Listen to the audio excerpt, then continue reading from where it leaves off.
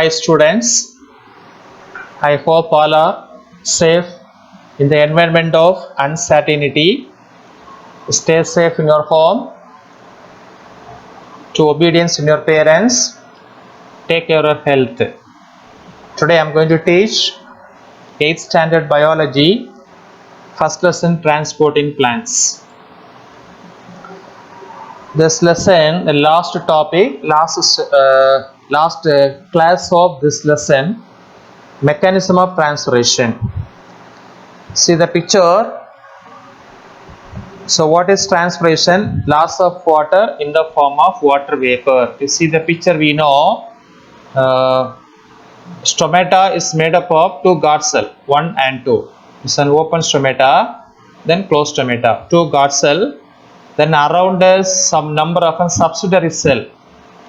Okay, so this stomata more frequency in the under surface of the leaf, but not upper surface. Upper surface very less number. The stomata will be open and closed. During opening, it will be absorb enough amount of carbon dioxide, then release oxygen and water, H2 also, in the form of water vapor. Okay. Now see the points. Guard cells help in open and close stoma by regulating their own water content. So guard cell, it is in guard cell, two guard cell, kidney shaped cell is in open and close. Both process happening here and regulating their own water content. The concentration of glucose increase within the guard cell during the day. So how water will be released out and releasing oxygen and entry of carbon dioxide. The process happening open stomata through the concentration of glucose increases within the guard cell during the day.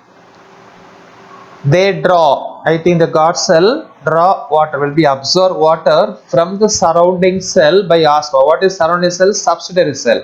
This cell is called a subsidiary cell, and this cells will be allow water to move inside and happening transpiration. As a result, they bulge outward, opening the stomata and exchange of gases with the atmosphere. So what are they happen?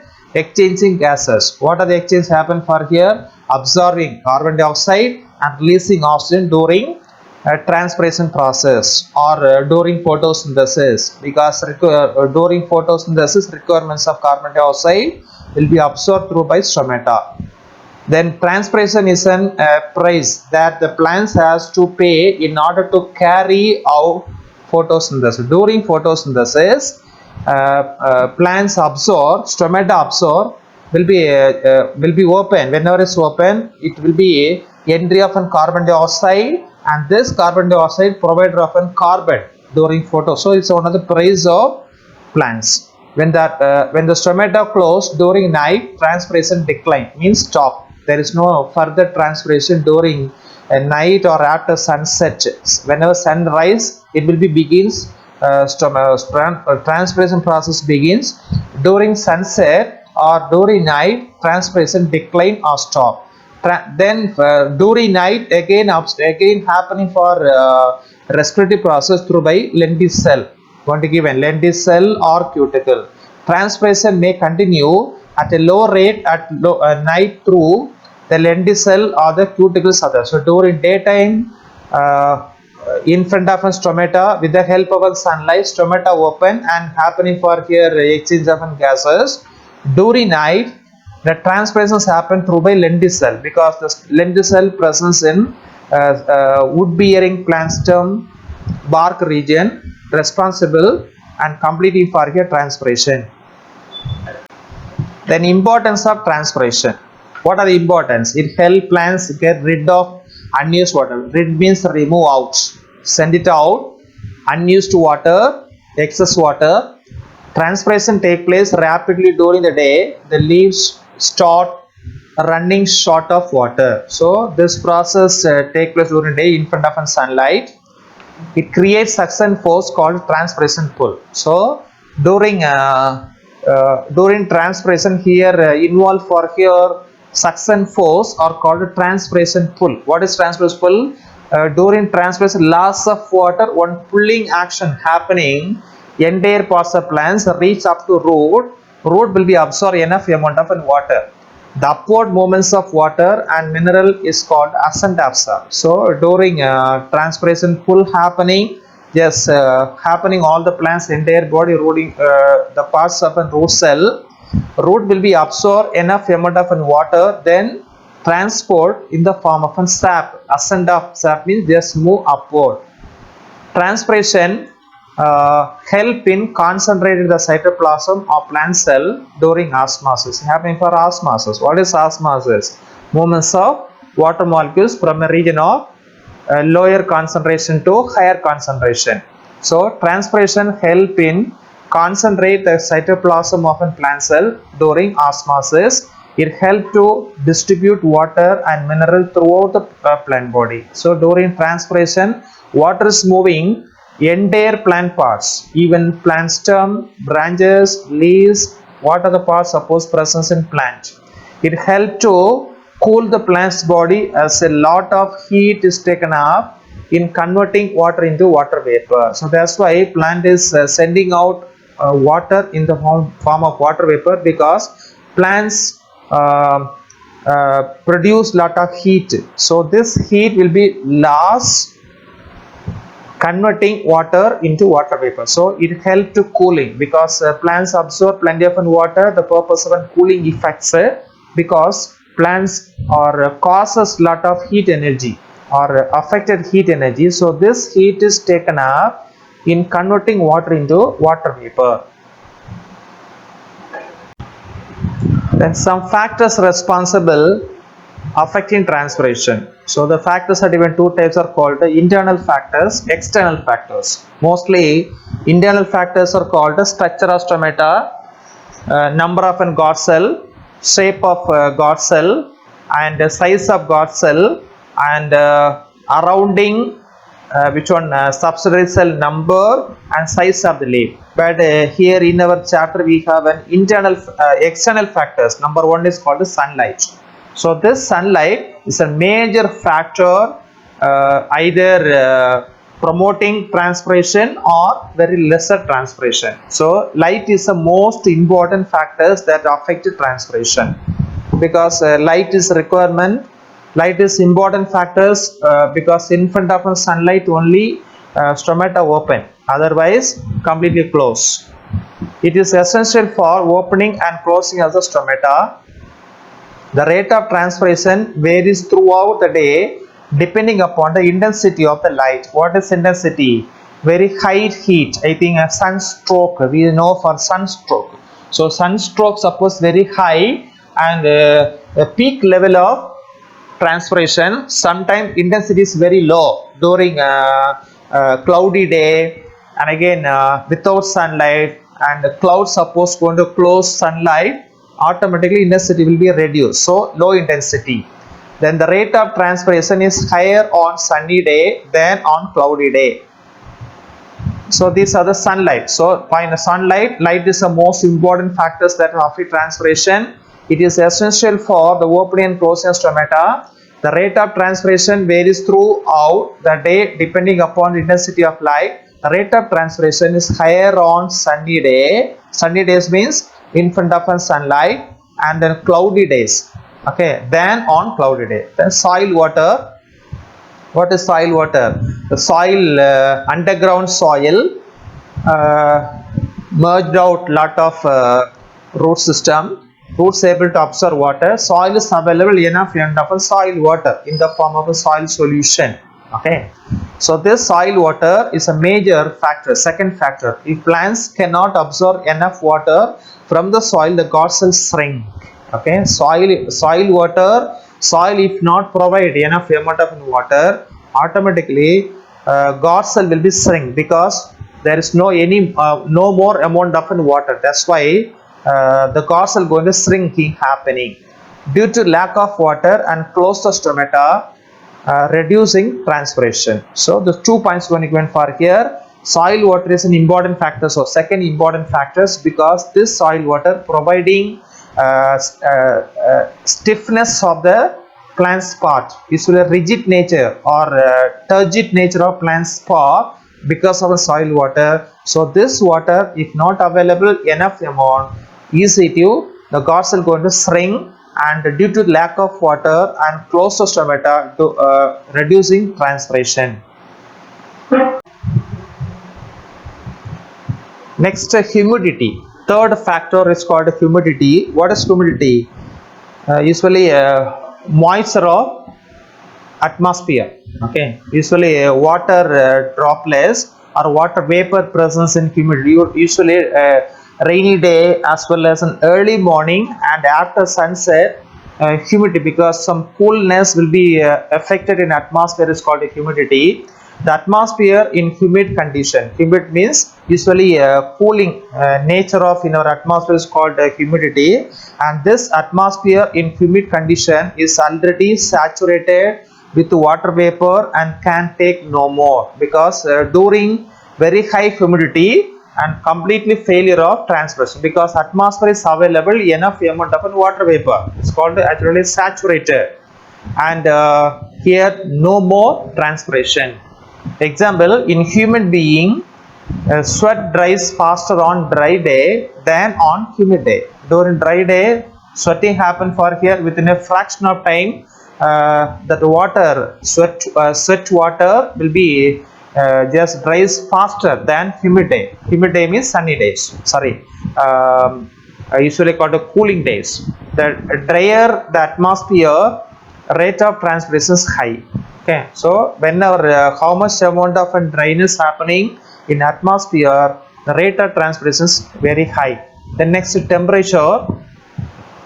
An increase in temperature increase the rate of transpiration. So usually temperature will be raised up with the help of an intensity of an light and temperature directly contacted, because very high sunlight raising temperature, and increase in temperature increase the rate of transpiration. This is because the water evaporate faster at higher temperature than at lower temperature. So the temperature will be happening faster at higher temperature than at lower temperature. Usually a very high temperature, very high transpiration. A hot and dry climate as in deserted area increases the rate of transpiration to very high level. So very hot and dry climate, for here during summer season and rainy season. So this summer season, summer climate or dry climate as in desert area, usually xerophatic area, increase the rate of transpiration to very high level. Next factor, wind action. For here wind action is also one of the fifth factors of transpiration. Air around the plants gets saturated with water vapor, no further transpiration take place. So usually air is around us, the entire plants usually saturated, because coolness will be effective for that area and completely failure of transpiration. A strong wind can drive away the water vapor. If happen for very high strong wind action, what happen, brings all the water vapor out of the plants, then the plants start for a transpiration. The rate of transpiration is higher on windy days. Next, atmospheric pressure is the last factor. High altitude regions such as mountains have low atmospheric pressure than the plains. Okay, just compare with the plains and very high altitude, such as for here mountain. What happened for here, or have low atmospheric pressure than in plains. Plants growing on mountain slope experiences higher rate of transpiration than plants growing in the plains. Okay, so these two last factor, atmosphere pressure, also one of the factors usually happening for transpiration very high or low. The root pressure. Next part, this one of the picture going to given for here root pressure. Here given for here with potted plants, otherwise given for here rooted plants in the soil. See, they cut the stem above few inches above the soil and fitted on one rubber cork. Okay, the rubber cork is fitted with the glass tubes and filled with water here. Okay, so this up to here is in water level. It's in glass tube. Second apparatus given for here rooted plant, rubber cork, glass tube, and here after cutting the after the process over, what happened? The glass tube is completely just filled water and reach the level of water level will be just vary because of root pressure.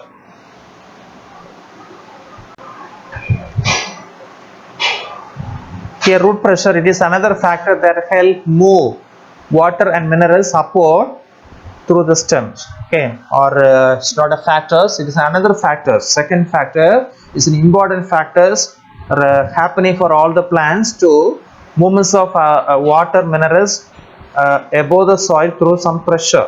It is another factors that help move water and mineral upward through the stem. The root pressure is more important at night because the rate of transpiration is low. During daytime, during transpiration, the pressure is very low because transpiration responsible just movements of water upward. But during night, what happened? Completely failure of transpiration because after sunset, stomata will be closed. That's what happened for here. During night, the pressure will be increased more. That's what I'm good. The root pressure is more important at night because the rate of transpiration is very low. That's why the pressure happening for during night is very high accuracy. The active transport of minerals into the root hair increases. So during this time, active transport. What is active transport? Expenditure of energy. Okay, spending energy, absorb minerals and water are usually called minerals in the root hair increases. This promote the absorption of water from the soil by osmosis. So during active transport happening for here absorption and same process happening for osmosis also. This process will be promoted or absorption will be promoted water from the soil by osmosis process. The absorbed water moves cell to cell. Okay, after absorption, first of all root will be responsible to absorb plenty of water, then reach cell to cell, cortical cell, then reach up to xylem vessel. Okay, the absorbed water moves soil cell to cell osmosis until it reaches the xylem vessel. The entry of more and more water into the xylem vessel create an upward pressure that pushes the solution is called root pressure. Okay, so this root pressure will be sending water just to push water above upward level because of root pressure. Certain plants and certain level. In some plants, water is released with a great force through the cut ends of the stem is caused by root pressure is known as bleeding. Usually happen for here. Some of the plants suppose happen for any accidental cut or any cuts going to be given for here. Immediately the plants will just bleed out water because of root pressure. The pressure will just can push up, pushing water, and this water will be just bleed out those plants cut part of the plant. So in some plants, water is released with a great force through the cut ends of the stem is caused by root pressure is known as bleeding. Root pressure alone cannot push the sap to the topmost branches in very tall trees. In such cases, a combination of a transpiration pull. So root pressure happen for a certain level, but in higher plants, suppose water is reached to long distance, the plant's requirements of root pressure as well as transpiration pull, one pulling activity. This pulling activity reaches maximum level of water in the topmost region. So root pressure alone cannot push the sap. Sap means movements of minerals and water to the topmost branches in very tall trees. In such cases, a combination of a transpiration pull. So transpiration pull, root pressure, both are going to coordinate it. In higher plants, both are responsible transport water in higher level. Mineral requirements of plants. Next, last heading. So what is mineral? We know for here lot of minerals requirements of non-living creature, even our body also. such as for your carbon, hydrogen, oxygen is a framework of living organism. Then calcium, magnesium, phosphorus, potassium, manganese, molybdenum, lot of minerals. So these minerals are available in soil, water. It's very important for requirements. Okay, plants requirements of minerals. A dissolved form of minerals obtained from the soil water. Okay, soil is available, water with dissolved minerals, dissolved form of minerals, totally called the soil water or soil solution. The minerals required by plants can be categorized as macronutrients and micronutrients. Sometimes as 2 mark question. Define macronutrients and micronutrients. Okay, down gave for definition with the example. Macronutrients, it is essential nutrients. It is essential, very essential, very important essential nutrients of in all the plants. Plants require more quantity. It's called macro. Macro means large.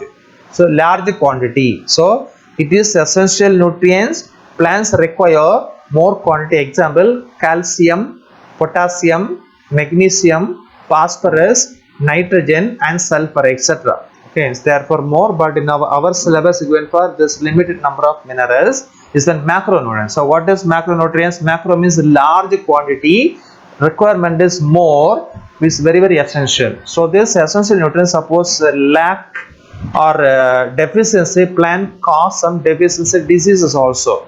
Then micronutrients, it is essential, it is also essential, plants require lesser quantity. Example: zinc, copper, manganese, iron, nitrogen, sodium, boron, and molybdenum. So these are called micronutrients. It is essential. Plants require very small quantity, but requirement is lesser but essential. But this essential micronutrients, if not available enough amount, the plant cause some diseases. They are going to given for some essential mineral, their functions and symptoms of the deficiency.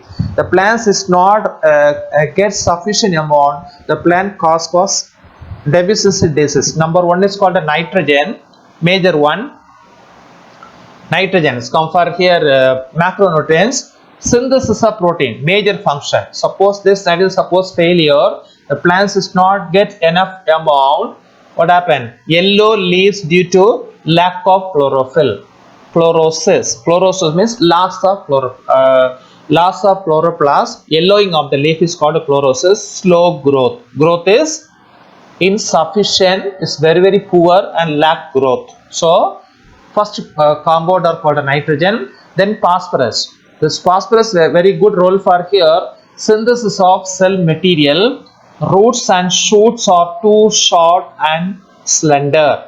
Hypoplasia. Okay, hypoplasia means the content of an root and shoot will be very low, and leaf fall prematurely, late flowering. What is leaf premature? Before maturation of leaves, usually young born leaves will be fall immediately because of loss of or deficiency of phosphorus. So phosphorus deficiency, synthesis of a deficiency cause for your roots and shoots are too short because slender and again very short growth, and hypoplasia, leaves fall prematurely, late flowering. Then calcium. Calcium will come for here. Important macronutrients. Formation of cell wall and cell membrane. Okay, we know for a cell is plant cell is composed of a cell wall, cell membrane, and this cell wall, cell membrane are fully developed and complete developments requirements of more calcium. But this calcium deficiency, plants cause death of tissue and yellowish leaf, margin, necrosis. Necrosis means leaf death. Okay, death of tissue or called leaf death is called a necrosis. So chlorosis means yellowing of the leaf, continue to follows necrosis. What is necrosis? Death of tissue and yellow leaf, margin, and weak stem. Stem is weak. So whenever happen for any wind action, the stem easy to break up because of deficiency of calcium. Then iron is come for here, one of the micronutrients. synthesis of a chlorophyll is very very important because chlorophyll pigments is the presence of a lot of iron. This iron deficiency the plants cause for here inadequate chlorophyll in leaves cause for close. What is chlorosis? Yellowing of the leaves. Okay, or come for here close. I think today understood your topic. I hope all are understood a topic and study well. Take notes for here. These are the points and copy down in your class or notebook. Study well. Thank you.